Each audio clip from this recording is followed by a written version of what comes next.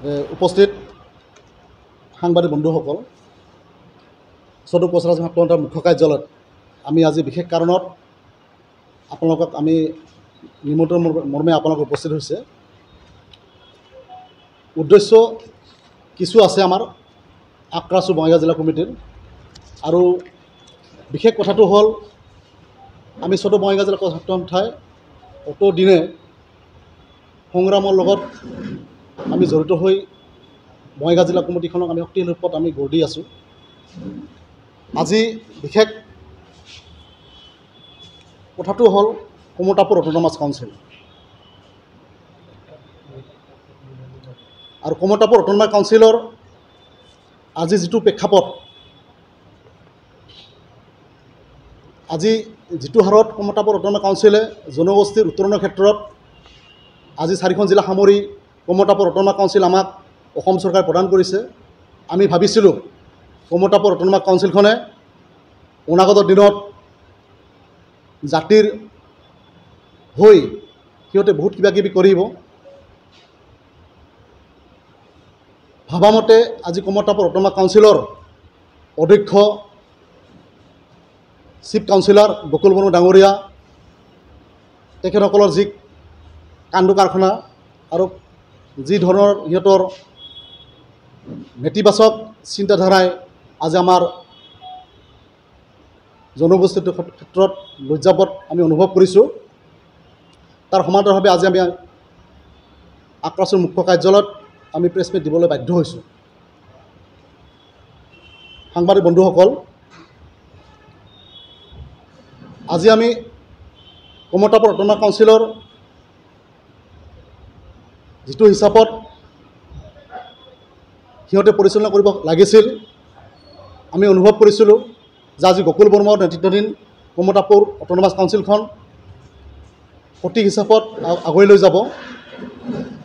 আমি দেখিবলৈ নাপালোঁ আজি কমতাপুৰ অট'নমাছ কাউন্সিলৰ যিখিনি বিষয়ববীয়া মেক্সিমাম আক্ৰাচু পৰা ওলাই যায় আজি কমতাপুৰ অট'নমাছ কাউন্সিলখনত সিহঁতে অন্তৰ্ভুক্ত হৈছে।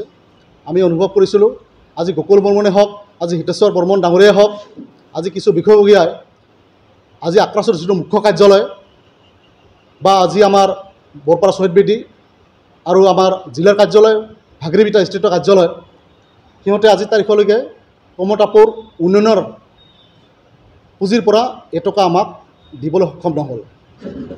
আৰু জনগোষ্ঠী হিচাপে সিহঁতে যিখিনি কাম কৰিব লাগিছিল সেই কামখিনি আজিৰ তাৰিখলৈকে সিহঁতে সঠিক হিচাপে কৰিব নোৱাৰিল। আৰু কমতাপুৰ অট'নমাছ কাউন্সিলৰ চিফ কাউন্সিলাৰ বকুল বৰ্মন ডাঙৰীয়াৰ যি কাণ্ড কাৰখানাই আমাক বিৰোধ কৰিছে, আমি দুখ অনুভৱ কৰিছোঁ। এইজন ব্যক্তিক আমি যিটো হিচাপত ভাবিছিলোঁ যে সঁচাকৈ বকুল বৰ্মনৰ নেতৃত্বত কমতাপুৰ কাউন্সিলখন জাতিটোৰ ক্ষেত্ৰত বহুত কাম কৰিব, কিন্তু ভুলবশতঃ আমি দেখা পালোঁ কমতাপুৰ অট'নমাছ কাউন্সিলৰ বকুল বৰ্মন ডাঙৰীয়া আৰু অধ্যক্ষ হিতেশ বৰ্মন ডাঙৰীয়াই কমতাপুৰ অট'নমাছ কাউন্সিলখনক সিহঁতে কমপ্লিট গেলাই দিলে। এই ক্ষেত্ৰত আমি অসম চৰকাৰক দাবী জনাইছোঁ অনতিপলমে কমতাপুৰ অট'নমাছ কাউন্সিলখন তৎকালীনভাৱে বকুল বৰ্মন ডাঙৰীয়া আৰু অধ্যক্ষ হিতেশ্বৰ বৰ্মন ডাঙৰীয়াক তৎকালীন ব্যৱস্থা ল'ব লাগে। নহ'লে চৌধুৰী বঙাইগাঁও জিলা ছাত্ৰ সন্থাই আমি কমতাপুৰ অট'নমাছ কাউন্সিলৰ বকুল বৰ্মন ডাঙৰীয়া আৰু হিতেশ্বৰ বৰ্মন ডাঙৰীয়াৰ বিপক্ষে কমতাপুৰ অট'নমাছ কাউন্সিলক আমি ধৰ্ণাৰ দৰে কাৰ্যসূচী ৰূপায়ণ কৰিবলৈ বাধ্য হ'ম। যে কমতাপুৰ অট'নমাছ কাউন্সিলখনৰ আমাক ইমিডিয়েটলি অসম চৰকাৰে চিচিলৈ পৰিণত কৰাব লাগে, আৰু আমাক জনগোষ্ঠীৰ জনজাতিকৰণ ব্যৱস্থাটো অসম চৰকাৰে কৰাব লাগে। আপোনালোকৰ থ্ৰু দি অসম চৰকাৰক আমি আহ্বান জনাইছোঁ। ধন্যবাদ।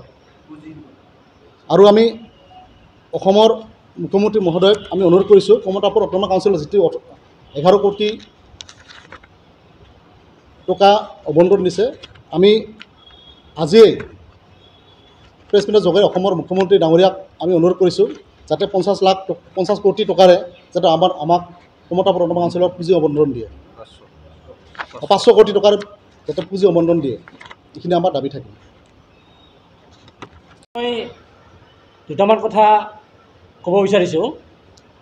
আমাৰ কমতাপুৰ স্বায়ত্তশাসিত পৰিষদৰ যি বদনাম ওলাইছে আমাৰ কৈছে মুখ্য কাৰ্যবাহী পাৰিষদ গকুল বৰ্মন আৰু হিতেশ্বৰ বৰ্মনক। তেখেতসকলক অনতি বিলম্বে অসম চৰকাৰে তেখেতসকলক অব্যাহতি দিব লাগে। তেখেতসকলে যদি নিজাববীয়াকৈ নলয় তেখেতসকলক চৰকাৰৰ ফালৰ পৰা অনতি বিলম্বে অব্যাহতি দিব লাগে আৰু যোগ্য ব্যক্তিক তাত প্ৰক্ষেপ কৰিব লাগে। আৰু লগতে অসম চৰকাৰে যি কচম জনগোষ্ঠী কমতাপুৰ স্বায়ত্তশাসিত পৰিষদত যি কেৱল 11 কোটি টকাৰে কমতাপুৰ স্বায়ত্তশাসিত পৰিষদখন চলাৰ কাৰণে যি ধন আমন্ত্ৰিত দেৱ, আমি বঙাইগাঁও জিলা সমিতিৰ তৰফৰ পৰা আজি আপোনালোকৰ জৰিয়তে অসম চৰকাৰক এটাই কথা দাবী কৰিব বিচাৰিছোঁ, কেৱল 11 কোটি টকাৰে এখন কমতাপুৰ স্বায়ত্তশাসিত পৰিষদ চলাটো অসম্ভৱ। অতি শীঘ্ৰে 500 কোটি টকা আবণ্টিত কৰিব লাগে এই কমতাপুৰ স্বায়ত্তশাসিত পৰিষদখনক। আৰু যদি তেখেতসকলে নকৰে 500 কোটি আবণ্টিত, তেতিয়াহ'লে আমি বঙাইগাঁও জিলা সমিতিয়ে তাৰ বিপক্ষে আন্দোলন কৰিবৰ কাৰণে আমি বাধ্য হ'ম। আৰু যি 3 বছৰীয়া ইতিমধ্যে 3 বছৰ কাৰ্যকাল উকলি গ'ল কমতাপুৰ স্বায়ত্তশাসিত পৰিষদ, এতিয়ালৈকে কমতাপুৰ স্বায়ত্তশাসিত পৰিষদৰ বিষয়ববীয়া তথা অসম চৰকাৰে এতিয়ালৈকে আমাৰ সীমাখিনি স্বায়ত্তশাসিত অন্তৰ্গত সীমাখিনি নিৰূপণ কৰিব পৰা নাই। অতি দুখৰ বিষয়। অতি শীঘ্ৰে তেখেতসকলে সমষ্টিসমূহ বা আমাৰ কমতাপুৰ স্বায়ত্তশাসিত পৰিষদৰ পৰিসৰ তেখেতক গঠন কৰি অতি শীঘ্ৰে নিৰ্বাচন অনুষ্ঠিত কৰিব লাগে। এইখিনিয়ে মোৰ সাধাৰণ সম্পাদক হিচাপে ক'বলগীয়া।